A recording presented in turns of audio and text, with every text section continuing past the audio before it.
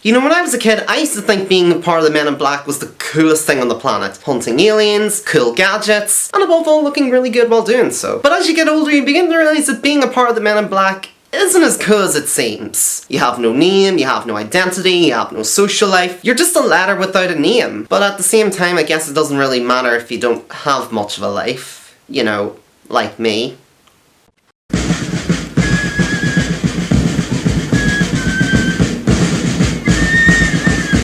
I'm Danny Quinn, and welcome to another episode of First Impressions. On today's episode, Chris Hemsworth and Tessa Thompson are the Men in Black as they go international to protect the Earth from the scum of the universe. I don't think I'm going to wear these for the entire review. I don't really think I look quite as cool as Will Smith, unfortunately. The movie revolves around a new recruit played by Tessa Thompson, who's been obsessed with finding out about the Men in Black since she was a child. After breaking into the MIB headquarters in New York, she's placed on probation by Emma Thompson's Agent O, and sent to the agency's London branch where she meets Agent H, played by Chris Hemsworth, and the pair are partnered up by Liam Neeson's High T to stop a brand new threat to the galaxy. I've been a big fan of the Men in Black franchise ever since I was very young. Adapted from the Marvel comic book of the same name by Lowell Cunningham, the first movie was a huge sensation way back in 1997, and it helped to cement Will Smith's superstar status following his roles in both Bad Boys and Independence Day. Now, I watched both the first two movies endlessly as a kid, and even to this day, I still consider the first one to be one of my all-time favourite films. I love its humour, I love its action, I love its creativity, I love Will Smith and Tommy Lee Jones. I think they make for a fantastic pairing, and I kinda love how it portrays hunting aliens as almost like a 9-to-5 job. The second one's not great. For me, it's kinda like the Ghostbusters 2, the franchise. It is a bit of a lesser retread of the first movie, but it does still have its moments. And regardless, both films do hold a very special place in my heart. I mean, they're pretty much one of the biggest parts of my childhood. I know it's very cliche to say that about a certain property, but in the case of Men in Black, I do really mean it. The Men in Black franchise is very much to me what Ghostbusters was to kids growing up in the 80s. And the third film was also quite solid. It managed to be a pleasant surprise despite its production troubles. Yeah, it didn't quite have Smith and Jones together for much of the movie, but Josh Brolin was pretty damn solid, and I still love Jermaine Clement as the villain Boris the Animal. I still think he is a fucking amazing baddie in that movie. However, the franchise has been in something of a state of fluctuation ever since, as Sony's been toying around with the idea of a reboot, or even a potential Jump Street crossover, which pretty much went nowhere. And I can assume that getting back both Tommy Lee Jones and Will Smith for another installment must be a huge pain in the ass. Not least because Will Smith seems to have sworn off doing sequels as of late, because he didn't return for Independence Day Resurgence, nor is he coming back for the next Suicide Squad, and Tommy Lee Jones's commitment to this franchise seems to dwindle with each passing film. But still, this movie has Chris Hemsworth and Tessa Thompson in it as the two leads, and they both worked wonders together on Thor Ragnarok. Not to mention it also has F. Gary Gray directing, who is a bit of a hit or miss director for me, but when he's good, he's really good, and he does tend to be quite good with humour and team dynamics, so this could potentially be a good film. Unfortunately, this film is a major disappointment that,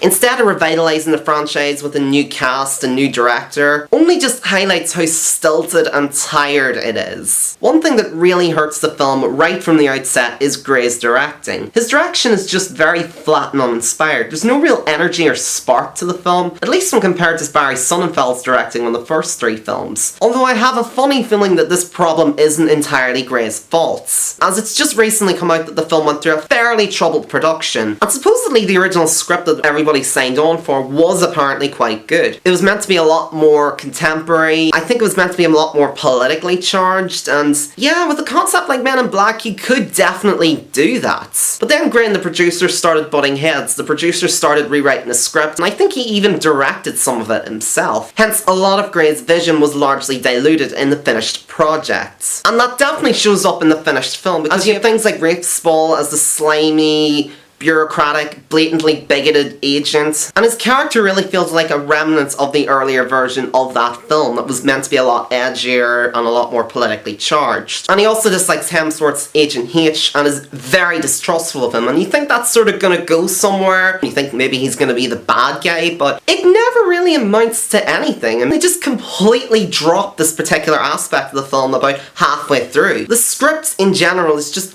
full of things that don't really add up or make much sense. Like, for example, in the beginning you have a scene with Tessa Thompson as a young girl, and she sees an alien in her room, and then she witnesses her parents being neuralized by the MIB because they saw the alien running amok in their kitchen. And yet for some reason the MIB don't think to go up to her room and neuralize her just in case. But no, the parents just say that she's asleep and they leave just like that. You know, they don't take any kind of precautions because if they did, we wouldn't actually have a movie. It's little things like that that just really bug the shit out of me, and I try not to focus on little nitpicky moments like that, but when the rest of the film is so goddamn boring and tedious, I can't help myself. I really, genuinely can't help myself. If there's one thing I'll definitely give the movie credit for, it's recognizing that they do kind of need to get out of New York City and sort of show what alien activity could potentially be abroad and going international. Showing how the agency functions outside of America and outside of New York. And going global should open the door to some fun new possibilities. They go to London, they go to Italy, but they don't really do anything particularly creative with those ideas. They don't really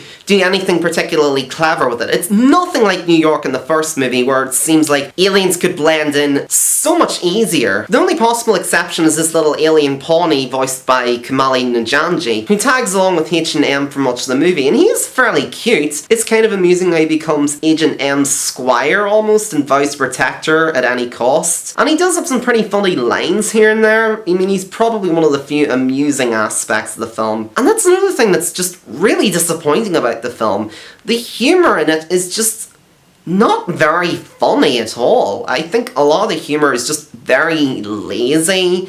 It's very flat, and I just wasn't laughing very much at this film at all. And it's also a really bad sign in a comedy when there's barely any funny or quotable lines in the film. Most of the dialogue is just pure generic. In fact, generic is probably how you would best describe much of the action in this film as well. It just doesn't really have any energy or excitement to it at all. Outside of a fairly fun chase sequence through Marrakesh, it just makes me wish I was watching John Wick 3 or Skyfall again. And there is also a pretty entertaining fight scene between Tessa Thompson and Rebecca Ferguson as this deceitful, multiple-armed humanoid that Hemsworth once had a fling with. And they undercut it with Hemsworth getting the shit beaten out of him by this other alien who's her bodyguard. It's easily the one highlight out of an otherwise very mediocre movie. But everything else set-wise is just uninspired and, again, flat. I'll give you an idea of just how lazy the action in this movie is. The climax uses that portal in the sky cliche that we all got sick of about half a decade ago, and yet somehow it's probably the perfect way to wrap up this movie because it sums up perfectly what this movie is. Dull, listless, unimaginative, and unoriginal. So what did I like about this film? Did I like anything? Anything at all? Well, the visual effects aren't bad. I mean, it looks pretty good. The production values are certainly top-notch. Danny Elfman's score is definitely great. I mean, I love Danny Elfman's work on all three films, but his work here is pretty good, and it does sort of capture a fairly nostalgic feeling that the rest of the movie really does not. Liam Neeson does a pretty good job as Haiti, and his opening scene with H, where they're both busting aliens in the Eiffel Tower, is a promising enough introduction that just immediately falls on its ass afterwards. Like, I honestly wouldn't have minded watching a movie with Neeson and Hemsworth as the Men in Black. Emma Thompson is great, and she does the best of what she's given, but what she's given really isn't much, and it's a depressing waste of Emma Thompson overall. Both Hemsworth and Tessa Thompson do a really good job, even if their characters aren't that interesting or fleshed out, and they both still have good chemistry with each other, but at the same time, they were both in a much more imaginative and much better movie, Thor Ragnarok. Overall, Men in Black International is a major letdown that ranks as the worst in the entire series to date. Yes, even worse than Men in Black 2. It squanders a great cast and crew on a compromised half-baked script filled with ideas that don't go anywhere or make no sense whatsoever. The villains are unimaginative, the aliens are unimaginative, the action is unimaginative, and what's worse is that it's completely devoid of energy or flair. It's a bland, underwhelming addition to the franchise. It's probably better off being neuralized from your memory. In fact, you probably won't even have to do that because this movie is so fucking forgettable that it practically neuralizes itself and you'll forget it almost immediately after watching it. I'm gonna give Men in Black International a light 4 out of 10.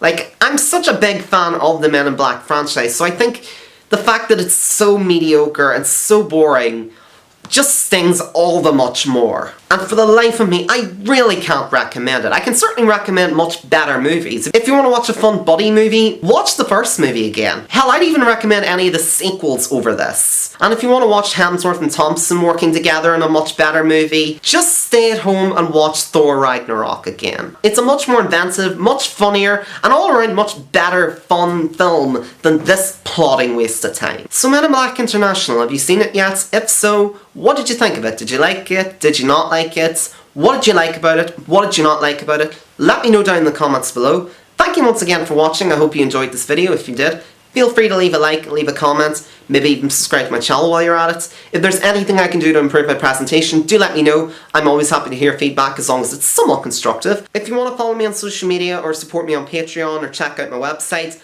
links are below down in the description. And until next time, I'm Danny Quinn, and I'll see you around.